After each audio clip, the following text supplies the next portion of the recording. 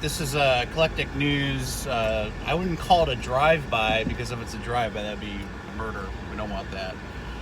Today is July 17th, 2020. Just driving along here. People wearing their masks, doing their social distancings.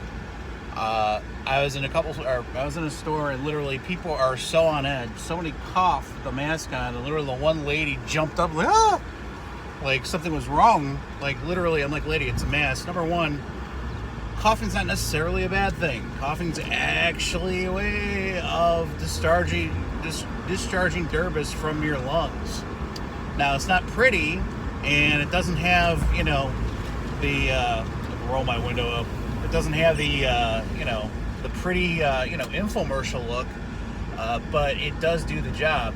I am just unbelievably people are so on edge. People are cutting people off at the store.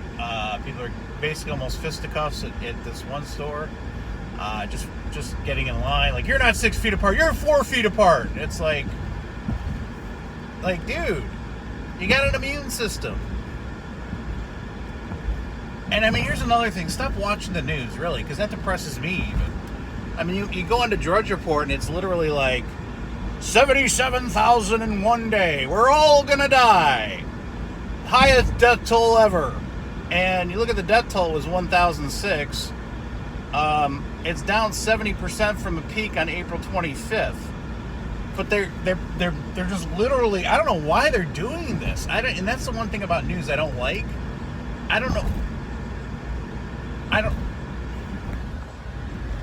like it. And I'm going to tell you why I don't like it.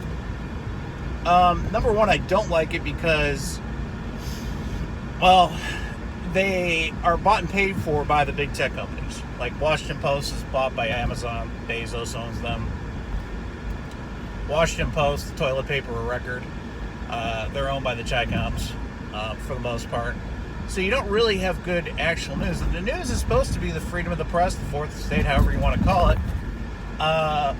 And they're literally saying that, we're all going to die. We're never going to go back to normal.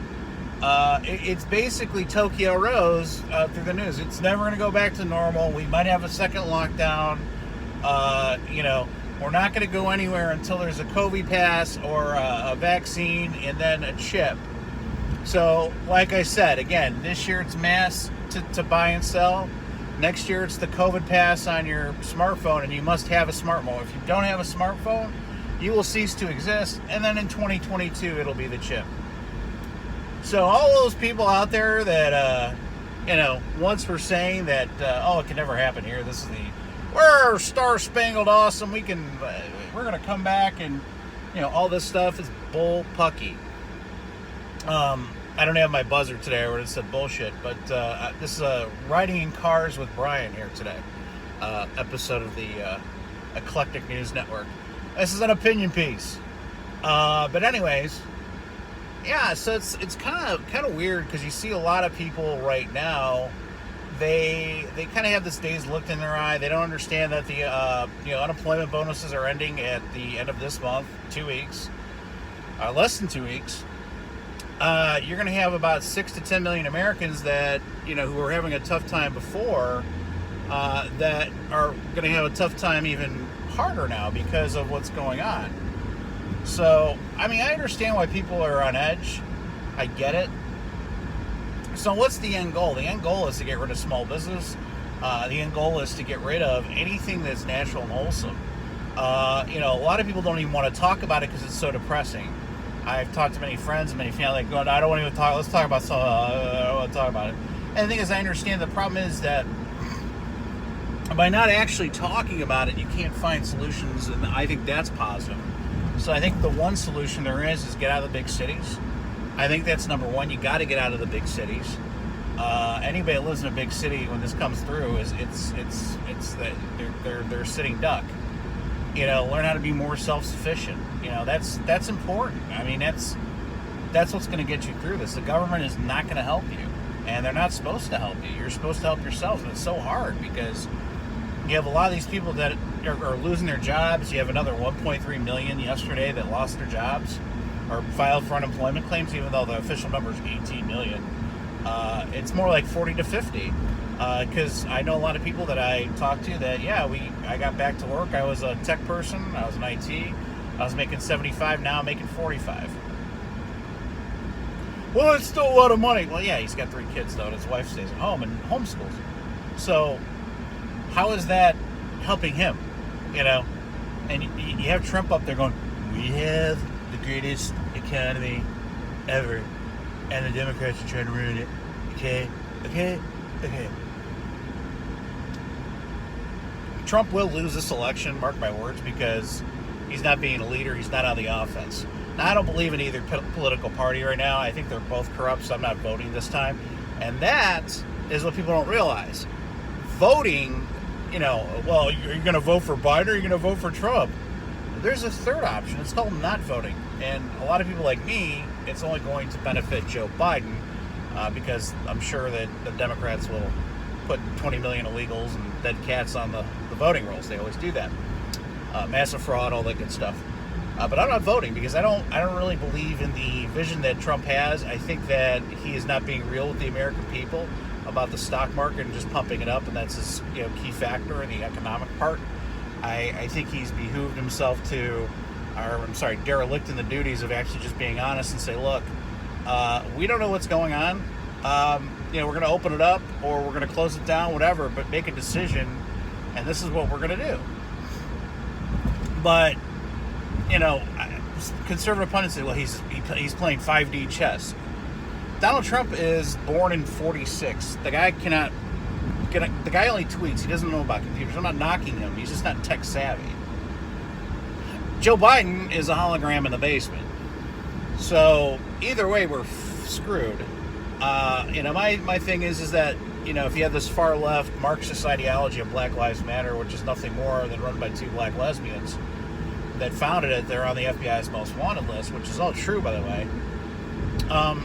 You can't say all lives matter, because if you say that, you get shot like that one woman did in St. Louis. I mean, this is the world we're living in. And, like I said, if you're a black person or a white person or whatever, we're one race. We're a human race. And just because your pigmentation's a little bit darker because your ancestry was from Africa, that just makes you from there. I'm from Northern Europe. That's my ancestry. So I have lighter melanin. That's all I look at. I don't look at it from the color of their skin. Okay. And that's the problem with people. People look at, Martin Luther King Jr., didn't he say, judge the people on the content of their character, but, on their deeds, not by the way they look or whatever? Where white kids and black kids can play together and Puerto Rican kids and Mexicans can play together. They still can't. But can't they actually, they're actually tearing down everything that he has tried to build up in his image and his memory over the years. We're a racist country. We voted a black president. There are more black billionaires than there ever has been. This country is the opportunity for that. And I think that, us as Americans, we need to have a conversation about it. But unfortunately, the time for conversation is over. Because most of these people don't want a conversation. They want to tear everything down with this Western civilization, including Jesus statues and whatever. That's all they want to do. They want to tear it all down. I'm not talking about Black Lives Matter. I'm talking about Antifa, all these leftist professors that are, basically funded by the Chinese Chicoms. All these smart cities or whatever. You got to watch these people because they don't have your best interest at heart. And I think that the biggest thing coming in the future to realize that it's your family, it's what you have in your hand, and you have to love what is right more than your stuff. Unfortunately, that means you might have to lose everything financially. And there's a lot of people that fight for that, and people that aren't in that position don't know. So I think us as everybody, it's going to have to get so bad, unfortunately. I mean, obviously, turn off the news because it's the same thing. We're all going to die. It's awful. I mean, but you go outside, the sun's shining. It's nice out. It's 85 degrees. I took a hike this morning. Birds are chirping. It's beautiful out. I mean, God has created such a great world. But if you just sit there and look at the news and sit in your apartment, or if you sit in your house all day, you're not going to know the world outside of just your 5-inch screen. So get into nature.